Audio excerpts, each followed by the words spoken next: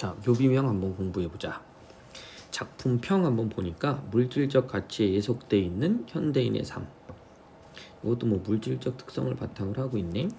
비판적으로 바라보고 있다. 그러니까 묘비명 여기 이제 비판하는 시다. 자, 우선은 뭐 배경 지식 한번 또 쌓아봐야 되니까 한번 천천히 읽어보고 이야기할게. 제목이 묘비명이니까 당연히 제재도 묘비명인 것 같아.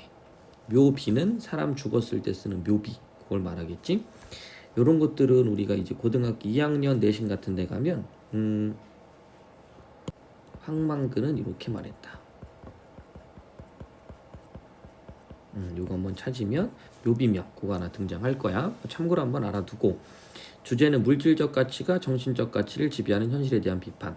우리가 항상 뻔히 보는 그런 내용이네. 물질적 가치, 정신적 가치. 당연히 정신적 가치를 우위에 두자. 뭐 이런 얘기. 특징, 대립적 소재의 사용. 대립적 소재 이따 뭐나오나 찾으면 되고, 정신적 가치가 경시되는 현실을 반어. 오케이. 자, 그러면 반어법 한번 체크해 줘야 될 것 같고, 또 하나는 뭐냐면 정신적 가치를 드러내는 소재와 물질적 가치를 드러내는 소재를 찾아야 될 것 같아. 이와 감상 한번 보고 본문 한번 해석해 보자. 그와 어느 유명한 문인이 나오는데, 그는 물질적 세속적 가치를 추구한다.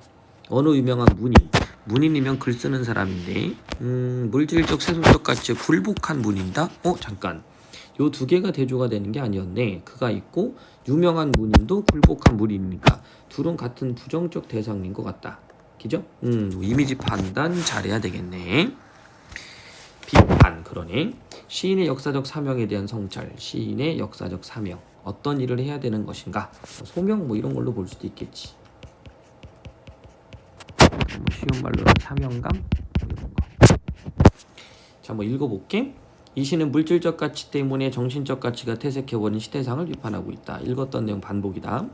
사람들은 단 한 줄의 시나 한 권에서 읽지 않고도 많은 돈을 벌고 높은 자리에 올라 한평생을 행복하게 살 수도 있다.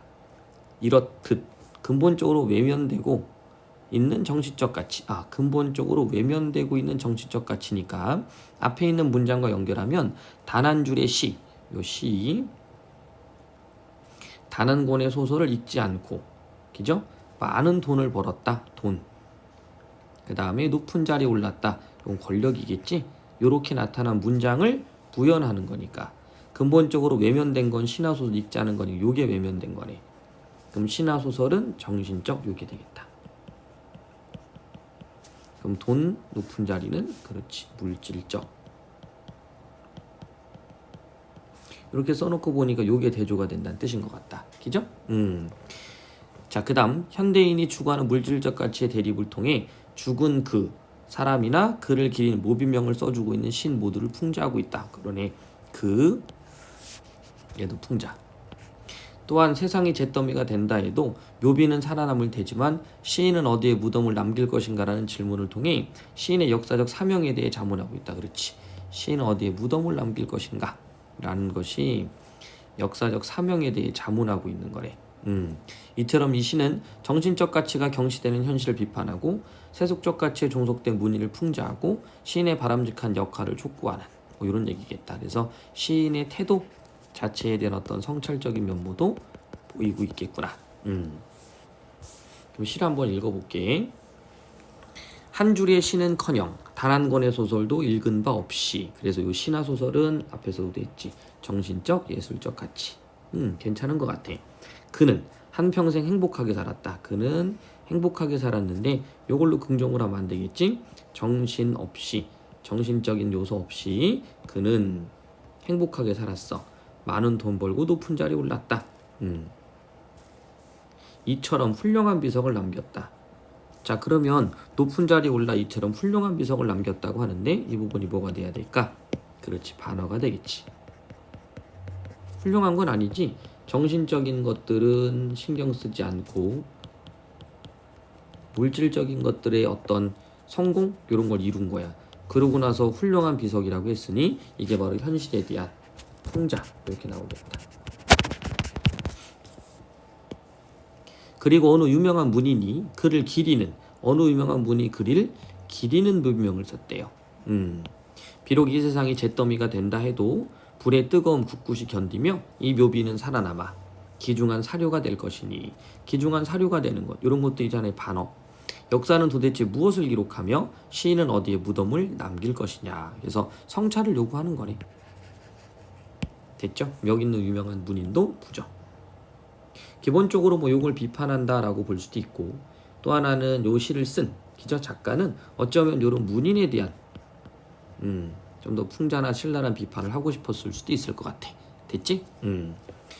이청준의 자서전들 쓰십시다 라는 소설이 있어요. 평가원에서도 한번 출제가 됐는데 한번 찾아보시면 이청준의 자서전들 쓰십시다. 이렇게 문인의 태도나 이런 것들을 드러낼 수 있는 뭐 이런 문인의 자세를 드러내는 시들은 생각보다 좀 많습니다. 그래서 이것도 한번 묶어서 보면 시인의 자세 이런 것들 따질 수 있는데 문제 볼 때 좀 많이 우리 틀렸던 송수건의 여승이라는 시 뭐 이런 것도 한번 보시고 문정희의 곡비 이런 시들도 한번 체크해 보세요. 도움이 될 겁니다. 자, 뒤에 묘비명의 상징적 의미 이런 것도 한번 체크해 보자. 자, 묘비명은 고인을 기념하기 위해 묘비에 명문이나 시문을 새긴 것으로 그 사람의 삶과 추구했던 가치관을 담고 있다. 묘비명의 의미네. 그죠? 그 사람의 가치관. 하지만 묘비명과 고인 행적이 반드시 일치하는 것은 아니다. 돈과 권력을 거머쥐었던 사람들일수록 엄청난 호화 분묘와 거창한 묘비명을 남겨 욕된 이름을 영원히 기억시키려고 한다. 이 시에서도 그 묘비명이 과연 물질적 삶을 화려하게 살다간 그의 실제 삶과 어울리는 것인가 의문에서 출발한다. 따라서 이 시에서 묘비명은 물질적 가치를 추구하는 사람들의 헛된 욕망이 그죠? 나타난 것이다 라고 봐주시면 되겠죠. 그래서 타락한 정신 요거 기억하면 되겠네. 헛된 욕망, 그 다음에 현실과 타협한 문인의 타락한 정신. 시인의 역사적 사명 요거 한번 읽어보시면 아까 읽었던 거랑 같을 거고요. 반어법 체크해 주시면 될 것 같아요. 오른쪽 3번 같은 경우는 A와 유사한 게 그 반어법 물어보는 건가요? 그렇겠죠. 그래서 반어법 문제 같은 경우는 체크를 잘 해주셔야 되니까 꼭 알아둘 필요가 있겠죠. 요렇게 요거 역설법인 거 까먹으면 안 되고요. 됐죠?